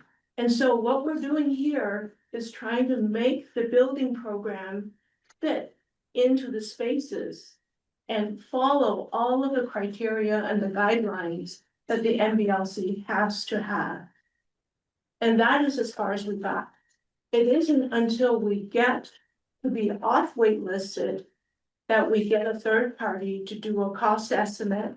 And from that cost estimate, we can give you a much better credible estimate on the project. So we're really early into the project right now, but we need to be prepared because if we get off listed in January, we're ready to go. We're ready to go. And you know, cost in construction is 5 to 6% per year or more. So the longer we wait, the more we push it out, the more expensive it gets. And so that is why we work so hard at trying to bring all of this together and start, you know, submitting this plan or, you know, some maybe minor changes, but this is basically the plan that we're looking at, will be submitted by December 31st. And then the MBLC has an independent review group that will look at our plan and determine whether this is a feasible plan for what they're looking for. Yeah, I guess, and I'm sure somebody's already touched on this, but can I just get some clarification? I know we have two, you know, FY 27 disbursement things, so is this because we're thinking we're coming off the waiting list earlier than expected? Yes, And so- is that been confirmed, or is that just we're hoping? There's one town on the eastern part of the state that is before us, and we're next in line. Yeah, So if they don't fulfill all of their criteria, we're up next. and so we're not positive, but we're thinking maybe they're not gonna, is that, so, okay. Right. So there's a chance that, because that would jump us 2 years, basically, and so one town goes out, we move ahead 2 years. Yes, Oh, but we have to realize that we need a town vote. So with any kind of project like this, it's a capital campaign, we have to have the town vote. We have to somehow come up with a project, you know, funding for it, so forth. yeah, so I guess that's what, because I was hearing originally that we're on schedule for 29 and then this thing, hit, so I was just wondering, looking for clarification on that, so Yeah. thank you. One of us has to meet the requirements of the MBTA and the lease law. So that's, one of the factors that we're watching to see if they can meet, those requirements. Okay. Anyone else? Thank you very much. Yeah, thank Much appreciated. Thank you very much. Thank you. Thank you. Oh, the hands, Steve. What then? Thank you. Is that part of the question about the? Oh, I've already dismissed them, somebody have their hand up and I will take that. You wanna put your hand back up, sure. Just state your name and address. Donna, do you have a phone? Oh. No, I know, but you'll be next, Can you hear me? go ahead. Yes, Hi, my name's Frederica Siegel. I live at 27 Round Hill Road, and I have two quick points to share regarding the Ramsdale presentation that you just saw tonight. First, speaking as a member of the building committee, it's really been a pleasure to work with our architects to redesign Ramsdale so that many of the public spaces can be made available to the community in the library's off hours. In addition to honoring and restoring Ramsdale's historic details, the design you saw tonight allows Ramsdale to function not only as a full-service library, but also as a hub for community-based activities, as they said, before the library opens and after it closes. Once the renovation is complete, there's really nothing to prevent us from activating a fully accessible Ramsdale morning, noon, and night. The more the library is occupied, the more we increase its value as a public benefit. And this design allows Ramsdale to host revenue-producing activities in the second floor space that are still aligned with the library's core mission and are appropriate in a library setting.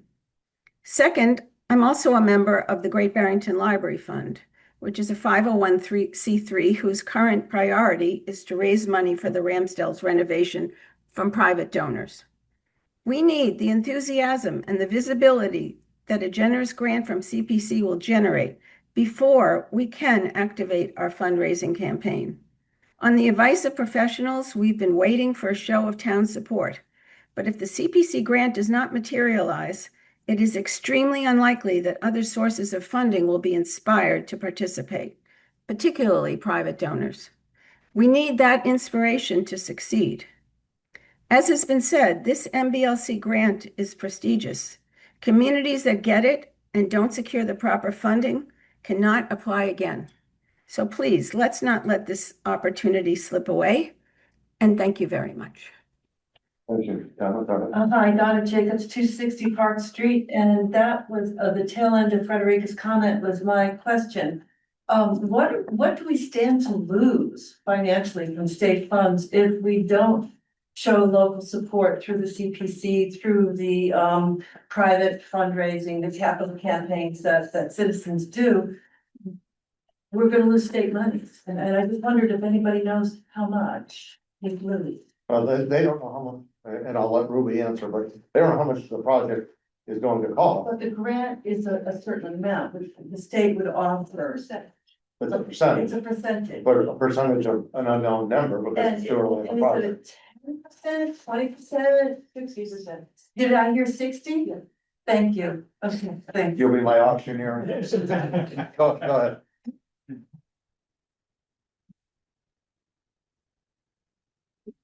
Karen Gregory, Holland Deck Avenue. If it's okay, I'd like to talk about our desire for financial support from the Great Barrington Library Fund, but nobody knows the library fund, so is it okay if I explain it a little If bit? you can keep it fairly brief, otherwise we'll do it during citizen speak also, but go ahead. Okay. I'm Sharon Gregory, founder and president of the Great Barrington Library Fund. GBLF, as I call it, was created last year in anticipation of receiving the MDLC grant. And different from state grants, GBLF focus on private foundations and individuals. I'd like to just highlight, what our recommendation for the CPC is. It comes on behalf of the Great Barrington Library Fund's Board of Directors. We wholeheartedly support the library trustees' approved design of the renovation. And we also support the CPC application of $1.5 million spread over 3 to 5 years. We consider the 1.5 million request a reserve that will reduce the town's share of the renovation costs. Because the MBLC award is staged, as you saw, and we're on the wait list, it is difficult to predict the exact time that the project will move forward. However, our funds need to be sequestered in advance in order to avoid construction delays and cost increases. So other state grants like the Cultural Council, the Mass ADA grant, the Mass Historical grant can further reduce the town's share of the renovation once applied for by the town or the library board of trustees. And I don't know whose bailiwick it falls into, but with approximately 55% of the renovation costs covered by the MBLC, and with a combination of the CPC grant, Great Barrington Library Fund efforts, and other grants, the town's financial obligation could be reduced from 45% to as little as 10 to 15%. GBLF will launch a capital campaign once the town has shown sufficient support for the project to reassure donors of their commitment. As an all-volunteer organization, the GBLF, we will use capital campaign consultants to maximize our efforts. There's a precedent for a multi-year CPA grant of $500,000 financed by a 15-year CPA bond for the Memorial Baseball Field given in 2023. We envision a similar structure for CPC's grant to Ramsdale, and if the project doesn't go through, the money will be returned to the CPC as they routinely do. I'm giving you a little attached map of the Housatonic Center, which we created and have distributed in Housatonic in November. This is on our website as well, gblibraryfund.org. And it was responded to by 75 or more people with their comments as to why they think it's important. And we felt it was important for us to show how much support there is in the town. It's been a long time coming, but thank you very much for the opportunity to speak about some of the finances and what we want to do. Thanks, sir. Okay. Thank you very much, everyone. Much appreciated. Just great. Yeah. Use the handouts, and I look for Chris. Next is a discussion of the November 19th Mass DOT Bridge Project Public Engagement Meeting and possible vote to direct the town manager to send a letter of concerns. Go ahead. Thank you. In your packets on item 7C is a summary briefing of the meeting that was attended or held on November 19th. As the summary states, and my report said earlier tonight, it was extremely well attended, almost standing room. And a wide range of membership also was there from the community, businesses, just local residents of the nearby and other just concerned citizens. They brought an array of concerns as well to Mass DOT, and that's really kind of it. So traffic circulation, local businesses along the corridor during construction, and then even the final design, how is that final design going to assist with business support, whether it was reducing parking spaces or even pedestrian crossings to get to businesses on one side versus the other. Also during construction, a lot of concerns were raised as to where the staging was going to occur, how traffic and public safety vehicles were going to circulate around that vicinity, because that is really the main access across to get to Main Street from our our fire department. So a lot of pun intended, constructive criticism and input. So that is, I guess, your time to, because comments are due by the 4th. We thought that this was a good time for you to have a discussion of those that attended and your concerns, and then as a board collectively, if you choose to do so, we can send a letter of concerns for the design. Yeah.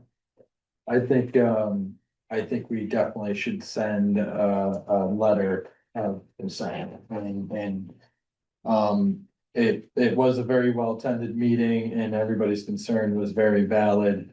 I think we need to put emphasis on the character of the bridge and it being the gateway into the town, which multiple people brought up at the event. I think honestly, the whole thing that they did and how they showed how they're gonna cut the bridge in half is pretty fascinating to me. And they're saying that it will be 2-lane traffic the whole time, but there is obvious serious concern for the businesses there on either side of the bridge and stuff. So I would definitely want that to be highlighted. And really most of the bullet points you put here all could be brought on there, but I think what I took away from that, from multiple that Mass DOT people that were talking is they were almost saying like, you're gonna get this one bridge that looks like exactly like the one over 23 that crosses over the Green River there. And I think we need to push back on that as hard as possible to get us something that doesn't look so much as like a highway bridge, but as a proud bridge entering from one side of our town to the other. So but But I do think it's a great idea for not only the select board to have and town staff to have a letter written out, but to get all the citizens to keep chiming in on that. Because you could tell that everybody was pretty shocked on the turnout and the concern there, so. Yeah, they I think- reiterated that to me Yeah. afterwards too, that they were not expecting as an engaged public, so, so that's kudos to the community for being aware. Yeah, I'd like to just frame it a little differently. I don't even like the way it's on the agenda now that I look at it. I think it's a letter of support with some concerns. Yeah. I think the bridge needs to be replaced. I think the state, it's their bridge and they're paying for it all. And I think we support that. We just have some questions and concerns. I don't think it's a letter of concern necessarily. That's a great point. We know the problems we can have with bridges, so it's good to get a new bridge. I would just suggest, from what I heard there is really maybe amplifying the last bullet point about, what could be done at Avery and East Street, intersections. I think, Joe had a great idea. I don't know how practical it is about, adding, sort of widening up East Street at that intersection and adding a dedicated right-hand turn lane. Again, that's way beyond my pay grade to really know if that's doable, but I think that was a terrific idea. So we're kind of asking them to expand the project, which may be an unnatural act for them. So I think I would really highlight that they can't just sort of throw in the new bridge and let us deal with the resulting jams at East Street, and to a lesser extent, but just as important, on Avery. So I would support that. Ruby, you have something? Yeah, Name and address for the record, please. yes, Ruby Fang, Board of Health, as well as I'm a citizen, 253 Lone House. There are two concerns that's just coming from the Board of Health. Number one is air quality, and number two is noise ordinance. As you all know, there are people that live up and down in that area, and they live there, for generations, some of them. And so we need to have strict noise ordinance for those people that live nearby. Number two is that we have started purchasing air quality monitors, and we're hoping to place it around the corridor of Main Street. Because as you all know, with the forest fires that we had last year, that we had significant issues with breathable air quality. And so having that said, if you start having delayed traffic routes around as they're doing constructions, there should be some sort of ordinance associated with the air quality as people use their exhausts up and down and causing more and more air pollution. We are in a valley and pollution settles in the valley. So those things should be addressed way ahead of time so that people know what the expectations are. Do I have a motion to send a letter of support and concern? I make a motion to send a letter of support with some concerns in there as well, and for our great bridge. Do I have a second? I have a session with a question. Yeah, of course. Who will formulate that letter, and will the board have a chance to see? Who will have a chance to see that? It's due, when is it due? Thursday. Ready either tonight or tomorrow. But we can't comment on it. We would have to have an open meeting. Right. We can see it, but we can't comment.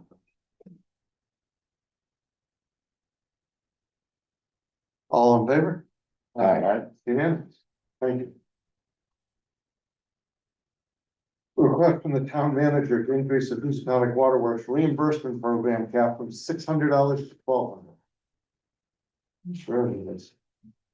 Well, this is on your priority list, so I'm already scored one. So yes, you had asked me to look at the possible increase of the reimbursement for the funds that are available through the state. And we have approximately $168,000 out of 250 that is remaining. the data that is included in my memo that I added to your packet. And we are confined to the 3 areas of categories, whether it be purchase of bottled water, laundry related expenses, or the purchase of filters or other filtration related products. Currently, the reimbursement program is at 600, but I am proposing at 1,200 as for consideration. It can be more, it can be less. However, the board, it's your vote. It's the money that you designate. Currently, there are 749 eligible households in Great Barrington, Houstonic area, but there have been approximately, give or take, 226 over the course of 2.5 fiscal years that this program has been in existence, plus or minus, meaning that some people have. Once it was originally it was 300, then it increased to 600. So some of the original 300 in the fiscal year 24 added to their reimbursements to get up to the 600. So the average reimbursement is around $360. I didn't do actually a data on what types. I could have gone into that depth as to what were they really requesting or getting reimbursements for. I can do that for you, so we can find out more information, but really, to be honest, it is limiting as to, and that's the feedback that has been received. There has been limitations also as to how reimbursements are to be submitted. And one of the core feedbacks that we have received was that there isn't an online mechanism. So in my proposal to you also is an outreach proposal that staff has reviewed and has determined that it is possible to incorporate, or that they've already been doing it. It's just now documented that this is something that we are doing. So people can utilize the outreach plan as a script for other departments to say, this is what the management office is offering and providing to customers and how to get reimbursed. So there is also, I received a notification from the state that it is acceptable to use some of the funding for outreach. So we are planning a promotion to send out mailers and information with QR codes. There's examples of that in your outreach proposal of graphics, as well as more branding associated with it. So it really starts strengthening people's understanding that this is a town actual sponsored function and offering. It's not just on a whim. It's really a professional thing that we're offering to the citizens for the next year before the funding has to be turned back. It is on a first come, first served basis. So once the balance of $168,000 has been reduced to zero, then that's it. We're done. Or by the time that next year, 26, December 31st, whatever's remaining has to be turned back to the state. So I believe that was in your goals and priorities, that we have to get as much of that money into the ground or into people's pockets, back into your pockets. Thank you. So this is great work, Liz. Thank you. My takeaway is that I think we need to have a higher limit in terms of what people can apply for. I've tinkered around with whether or not that higher limit should be limited to a filter system, but I don't think it really matters because they have to submit receipts, and whatever they have receipts for makes sense. So I don't think we want to use that money up. There's a need for it, so I would just increase the limit. And it could be 1,500 or it could be a higher number. Yeah, I mean, the original reason, I know you understand this, but we were hoping that we'd run out of money that people would take advantage of. Right. And that's not happened. Yeah, you have a lot of data now, and I think you're right. So I think we could take that chance, and I can't disagree with you, so. We just need to make it clear. If we do that, we'll just have to make it really clear it's first come, first served, and that, So are we speaking of bumping it from 1,200 to 1,500? I would say 1,800. Yeah, I don't know the right number. It I don't could be either. higher, and I guess it should be tied to what it would cost to put in a whole house filter. Maybe we'll get some feedback on Move it that. up to this high number where we have enough to take care of the people that need it. Yeah, we have $168,000. Go ahead. Let's say. Isn't there 700 something? Don Brady, 17 right lane, Hey. Houstonic. I'm a plumber that works out of Houstonic, and I've actually been putting in quite a few whole house systems for people, say since beginning of summer. And the average cost, depending on what I have to hook into, like existing, is like $1,300 to $1,600 for a filter, you know, labor, parts, valves and everything. So that's about the going rate to do a whole house 3 cartridge system that I've been putting in, and they're all specifically for like sediment, chemicals, and then the manganese is the 3rd filter. So that's why everybody's been putting in the same one, but it's like $1,300 to $1,600 for the system I've been putting in. Thanks, that's helpful. Right. Are we able to ask him a question? Yeah, go ahead. Sir, since you're here, so what has been the feedback of your customers on installing those filters? Most of the women say their hair has never been softer. And I think that's because one of them takes out like chlorine and chemicals and Right. everything. And I will say though, I have one in my house and I did still with the really good filter, I still got some. I had like two small episodes this summer of brown water. But it was literally like, I filled up 3 glasses and dumped them out and it was clean again. So it's not an end all of end alls, but everybody seems to like them. The water actually tastes better. And it doesn't smell like you're showering at the pool anymore and stuff, so.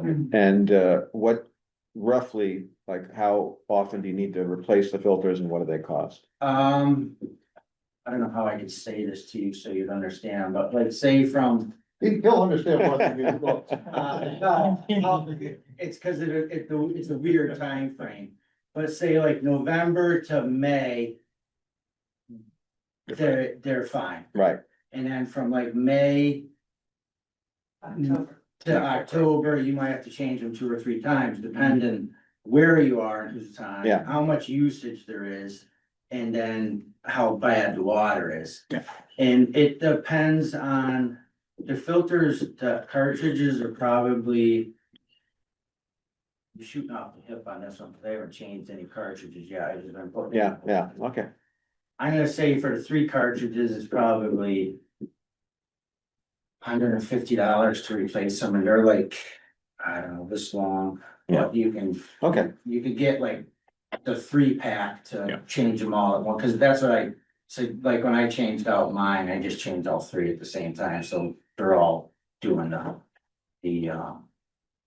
work at the same time. And have you done any work in a multi-family home or a small apartment building? Yes, yeah. Yeah. And do you put multiple units? No, you just put them right in and where the water main Yeah. comes in, right in the building, so you're servicing the whole Okay. building. Or if I did like, say, your house or a house, you just put it right at the water main, so the whole building or the whole house is served. So you can drink it, you can wash with it, you can bathe with it.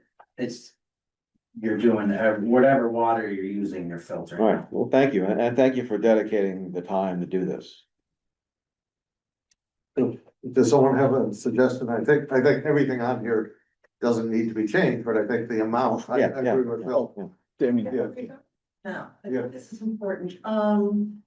That was a good price. The prices I've been coming up with are about $550 for the filtering systems. And then $1,500 max for installation, depending on whether it's a slab foundation or crawl space, some of the installations are more complicated. In terms of the Great Barrington Relief Fund, having a cap, having availability, would that money be available to be used for the installation and not just the products? That's my concern. The product could be around $500, but if that money is not able, if we can't use that money for installations, then we're just gonna say to everybody, well, get yourselves the next 10 years of filters, you know, to use up your $1,200. Because, and I'll speak more at citizen speak time about how I dovetail with what's going on here, but so that's the question. Is can the monies be used for labor, for the installation, paying the plumbers, or is it just for the product, for the equipment? Well, we'll find that out. Well, we can still set the maximum tonight, and then that will be in the details that the state provides us with that. They were pretty receptive to me. They got back to me fairly quickly on my other questions, so at least I know that the email that was included in the grant in 2023 is still the same contact person, so. Yeah.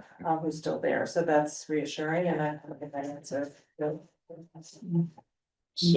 But what I'd say is if they say the installation costs are not included, I'll just ask them if we could change that somehow, but hopefully they say yes, but if they say no, I know you'll do this anyway, but just push back on that.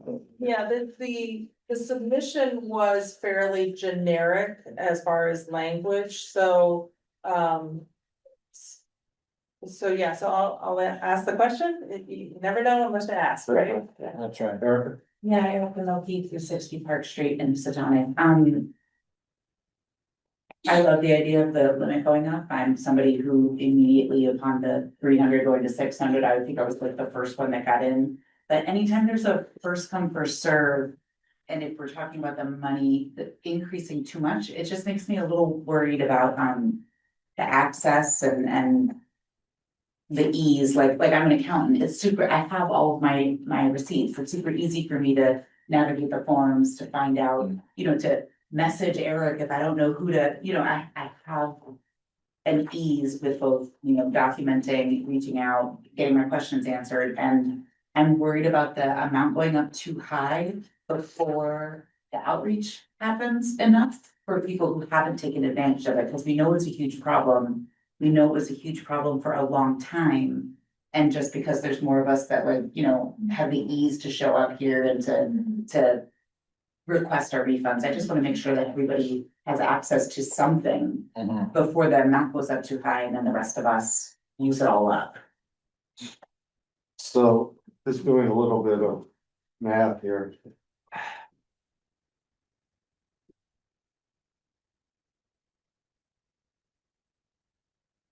So if we went with the $1,200, that would service 140 people. 1,500 would be 112 people, and at 1,800 would be 93 people. Well, you're assuming you're not, I did a little bit of that math, you're assuming that they haven't been received the average reimbursement already, right? I know you would come back with a spreadsheet in 40 pages, but I just did that 1 minute, so.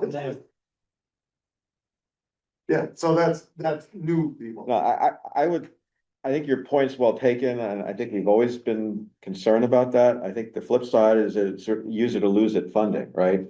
And I think we've been like incredibly sensitive to that point, and now we sort of have the high class problem that we have $169,000 we have to spend. So, you know, it obviously it's a trade-off of those two considerations. If somebody's already got the 600, say, and you up it to 12, now will they be able to apply for? Yes. Okay, cause I just have customers ask me, oh. Yes, the answer is yes. Definitely. No, listen, I'm sorry, they can, it's They a can apply household for limit. 600 more. Right, yeah. They've already applied. So if we raise the, No. yeah, so it's a house, what we're talking about is a household limit for the duration of the whole program. Or a year, whichever is better. And shame on us if we give $1 back. Is it up to us? What? Is it up, is the limit? The way we define the limit, is it up to us? Can it be a limit per year or a limit for the duration of the program? Whatever we want. Okay. Yeah. So I guess I would just say, talking about the limit, reaching 140 homes. Now, I know we've struggled to get the money out before, but I don't know that town staff or anything has actively promoted this as much as you're suggesting. No, they haven't, but there is gonna be, as I wrote in the proposal, there's gonna be a script for staff at libraries and the Council on Aging that then can provide some guidance as well as then lead them to Natalie and my office team for assistance.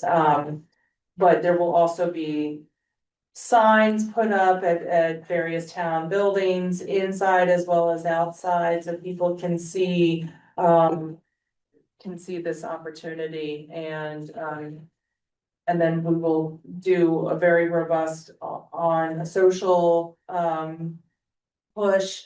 We'll hit the radios, we'll hit the newspapers, we're gonna hit as many people. This is what I actually do really well, so, so I know how to get to people, as many as possible, and give them the opportunity to make that decision. Yeah. And people, I was telling Garfield, many people communicate everybody communicates in a different way, so you have to really think as broadly as possible and hit it as frequent and on a cycle, so, on a quarterly basis and doing reminders and my updates and all these other things have to be included in the year, so it's not forgotten. It's easy, we get a mad rush initially and then it fizzles out, people get preoccupied. Well, it's my responsibility to have the staff continue to keep that in the dialogue. Art, you want to say something? Yeah. Just say your name and address for the record. Art Blumenthal, Hemlock Hill Road. There are a couple of points I'd like to make. One is to address this awareness issue. And we've made some progress in that area. We're trying to work in cooperation with the town to actually increase the amount of money that might be available so that we don't get into a situation where we're really trying to use up the funds that we have, and then we haven't reached the other goal, which is we want everybody to have clean water. So, so we want to try to supplement that $169,000. One of the things that we've done is contacted SBTV, Southern Berkshire Community Television. And we're meeting with them on Friday. And they're very, very supportive of this effort and have promised not only to build materials for it, whether that be video or audio, and they have promised to do some fundraising for us as well. So I think that we can help out a lot with the awareness. The second part is, of course, as we run through that 169,000, I'm wondering and hopeful that perhaps the state would consider providing another $250,000, which would really help a great deal in terms of getting more households on clean water. And we're working on that area as well. And there are some things that we're doing I won't get into right now. It would be too likely, but we are pursuing getting additional funding. Thanks. So what's the board's? Yeah, I guess, I do think it's a good idea to increase it to 1,200. I'm on the fence if we want to go higher or not. I'm excited about the fact that, Liz, is gonna do a full-on publicity push and the thought of that hitting many more people. I know before there was posters around, it was basically me and my helper made a QR code, and I feel like that was really all that was out there besides anybody that heard us talking in these meetings, so. You know, after listening to Don also saying roughly $1,500, I'm not opposed to going to that too, if we think so, but. Those numbers there, I mean, it's 38 more houses, right, or 28, so. I don't know, I could go either way. 1,200 is definitely the minimum it should be moved to. And is it possible to find out, how many people are actually going to use the service before we bump up the amount, so we know what we're dealing with, so we'll have the money? We're conducting a survey. We're actively conducting a survey. I could speak to that now. I was gonna do citizen speak. Yeah, go ahead, speak to Garfield, I asked someone. So the we that are, Donna Jacobs, 260 Park Street, the we that Art was referring to is the Housatonic Filter Committee. I'm the founder. Art's now my co-director. We don't know what our names are yet, but we're working on our organizational structure, our fiscal sponsorship. And we've been working on a survey. We've been surveying, I have a number of 824 households. Numbers, like numbers. What we've been doing is going house by house to find out who has problems with their water, who already has filtration, who needs filtration. And I just produced this. All the marketing materials are coming out of my computer and printer. So we're very, low budget on our promotions, but I've been at the farmer's market promoting people to fill out a survey. Let us know what the condition of the water is and whether they have filtration and how it's working. And whether they've received any money from the town. So we've got about 60 responses, and that's not a lot when you've got 824 households. So I've made a QR code. ChatGPT teaches you how to do everything. And I've got a QR code to have people just take the survey, and we'll collect the data, find out how many people, households are going to want to participate in the filtration program. And my encouragement is really going to be to have people not submit receipts for bottled water, because it's gone. And if they instead decide to use this money toward a whole house filtration system, it's going to last a lot longer, hopefully until the infrastructure and the utility are up to speed. Thanks, Tom. Okay. I just have one question, I guess, I'll admit my ignorance with computers, etc. I have no idea how to use QR codes. Maybe a lot more people like me who maybe need to, if there's another way to get. Yeah, I think, other- there should be alternate ways. So we have paper applications, and I'm on FaceTime, Facebook, telling people, meet me at the market, I'll have paper applications, and I got a bunch. I got a bunch over the weekend, and it's just community engagement, spreading the word. And letting people know that this money is available through the town, and there are some surprised people, and there's shy people. Not everybody wants to apply for reimbursement. It's very curious, it's interesting. Yeah. I don't, Sure, yeah, so my understanding, I guess from Mark, is the state was pretty adamant that we need receipts. I fully appreciate. Yeah, no, the hassle. So just to give a little background on that, Yeah. one of the hassles was the receipts. And when this first started, the receipts came in kind of heavy. The state wanted the receipts before. And then Mark said, you don't want these receipts. So we're keeping them here. They agreed to that. But we asked them not to require the receipts, because some of this, we went back, people who had bought water for a year before. And the state said, no, absolutely, you have to have receipts. Right, so I would support an $1,800 limit, but that would be inclusive for the duration of the program. So if they've already, hypothetically, if a household already got the average amount, which was calculated at 360, so the 1,800 would give them another roughly 1,500 of capacity. So I just, making it for the life of the program, to me feels a little kind of appropriate from a fairness point of view. But I think we should make it high enough that people can afford to install one of the systems. There's one other point that we've been doing in our budgetary or calculations. We're calculating maybe out of the 800 plus, 700 plus households, maybe 400 are going to want to participate in the program. And if it's a $2,000 project per household, now we're looking at $800,000, right?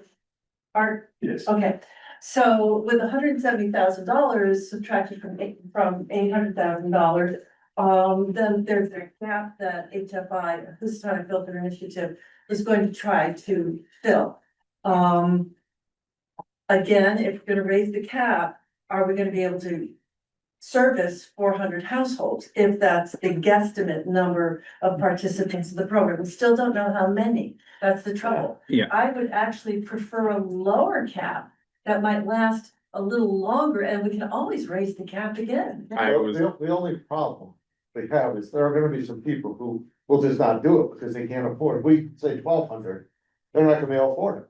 And so we're not gonna open it up to enough people. people who say, okay, 1,800, it was 100 one way or another, I can afford another 100. I can't afford another 600 or 700. That's why 15, sorry, can I just, I'm please. agreeing with you, but I Yeah. think both of you in a way, I think 1,500 is the sweet spot here, where I think it's stretching it out a bit, it's still covering the cost for the whole, but I think, yeah, fine, it's just stretching this out to get to as many households as possible, you know, to kind of Erica's point too, of just like we do want, you know, and Liz, I think what you're covering here in the target audiences, the priority subgroups of seniors, veterans, households without internet access or with limited technology, which is I think people don't really understand exactly how many people in Houstonic especially that covers. So we're doing this outreach to make sure that people who probably have not heard of this yet and but still make this as effective as possible with the 1,500, I think kind of gets in that, threads the needle to me. First of all, I'd like to thank you for the work you're doing. It's very important and it's very helpful. I would personally not excited about first come, first serve, because as you noted, there are maybe some shy people. Some people aren't able to get out or just don't know how to do these things. So I would like to see it more inclusive other than just first come, first serve. So the survey populates. Done. Let's let the board do this now. Okay, you'll have a motion from someone on the board. I move to increase the minimum reimbursement amount for the Houstonic Waterworks reimbursement program from 600 to 1,500 per household, with the expanded amount available to both new applicants and prior reimbursement recipients, in accordance with the 3 allowable expenditures categories under the chapter 268 earmark. Do I have a second? Discussion.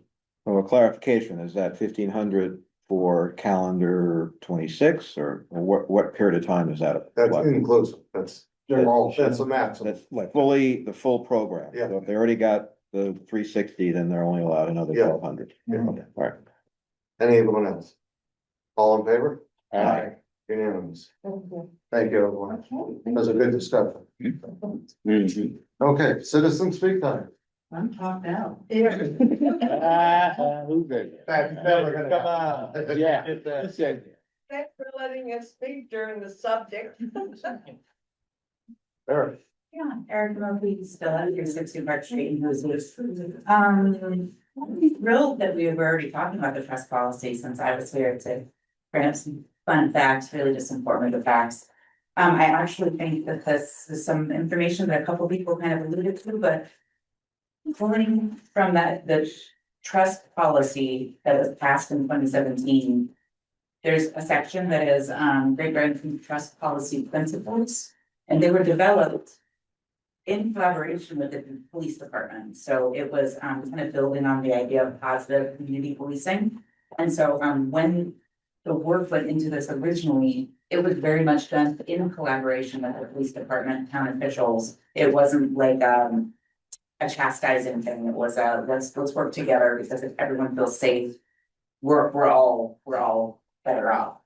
But I just wanted to point out some of the trust policy protocols that John has alluded to, and that I'm a little worried we're not necessarily following, because it just has kind of gotten buried under other things. No town participation in US ICE holds, arrests, detentions, or raids. And this speaks to another part that we were wondering about, or use of town resources to facilitate said activities, except in cases where ICE demonstrates a criminal warrant signed by a judge and based on probable cause. When I initially read this, resources to me, I was just thinking money, because again, I'm an accountant, but using the gathering places, like for them to do that to me is town resources. No responding to ICE requests seeking information outside of a criminal warrant, or providing access to local records and databases. Any individual subject to an immigration hold, administrative warrant, or notification request for contact with ICE, or GB law enforcement acquiesces to the ICE request, shall be provided with a copy of the ICE request, and any other documentation pertaining to their case. Make reports publicly available of ICE activity in town. including but not limited to holds, reimbursements, and removals. And the final one, I know I'm gearing up on my 3 minutes. I started late, so you got a break. Okay. This is the one that where I feel like things fell through. Is develop a formal process for addressing violation of best policy commitments at select board meetings. And in collaboration with the proposed residents or food rates commission to be established at a later time. And I think that one of the reasons it fell through at that point was a lack of getting the word out in appropriate ways. So I'm really excited to hear about your special set of skills in that area, Liz. And I know that I was somebody who wanted to serve on that, but didn't see how it could happen. I didn't get notices, I couldn't find a way to sign up for it, and I've spoken with prior select board members, Kate Burke, for example, and she had said like she was getting feedback that no one's signing up, there's not interest for this, and then it kind of just fell to the wayside. So I'm excited for this part of the things we're gonna be prioritizing next year. Anyone else? Close.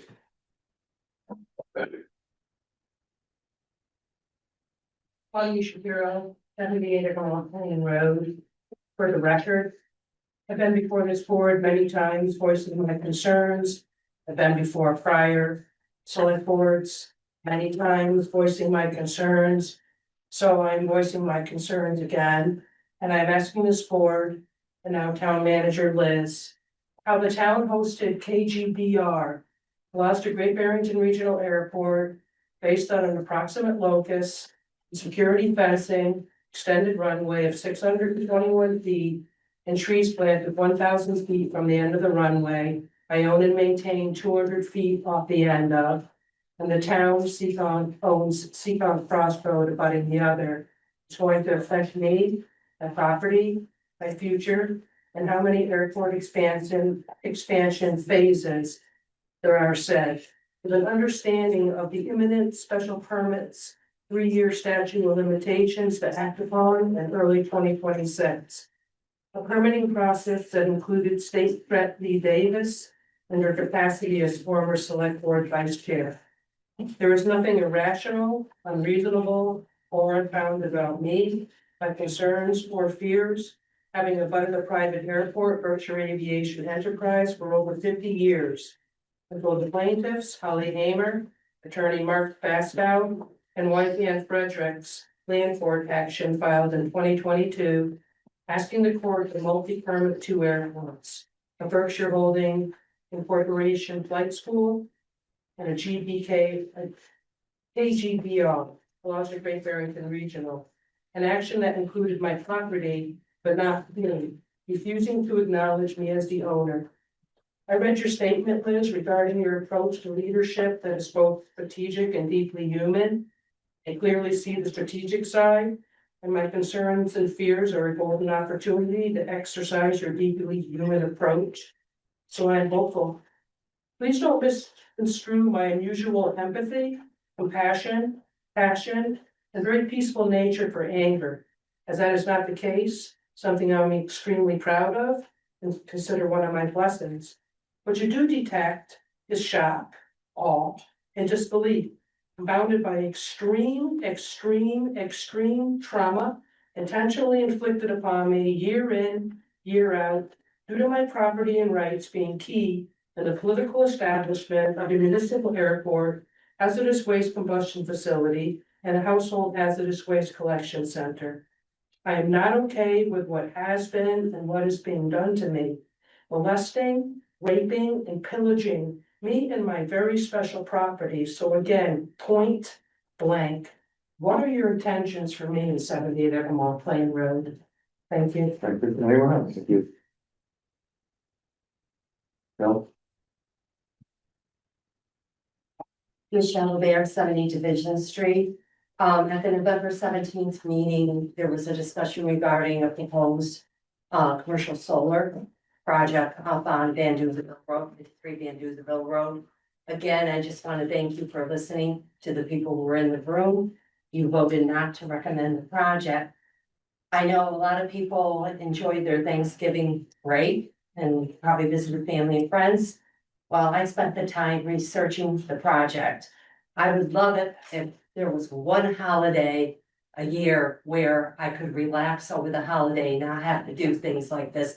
But unfortunately, my property abuts Van Duzenville, and that's under assault on a daily basis. Just wanted to let you know, I did research on the solar project. I'm not an attorney, but I know my way around a few things. But I also found that's tied to 53 Van Duzenville Road is a lease agreement with a cell tower company as well, which was shocking to me. So I have it right here.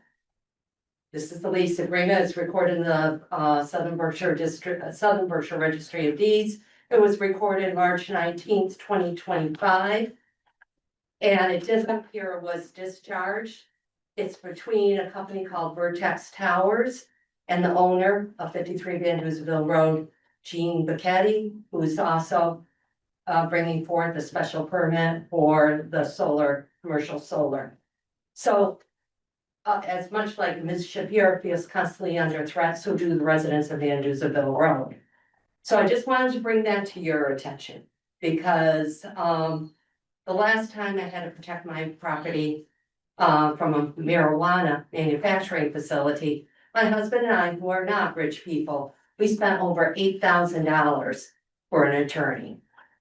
That is why we don't have a whole house water filter. We're not wealthy people. And to me, it's really a shame that citizens have to spend that much money on a lawyer just to protect that property. Additionally, and don't think I forgot about this, the railroad dumping on Van Duzenville Road. That's ridiculous. It's one thing after another.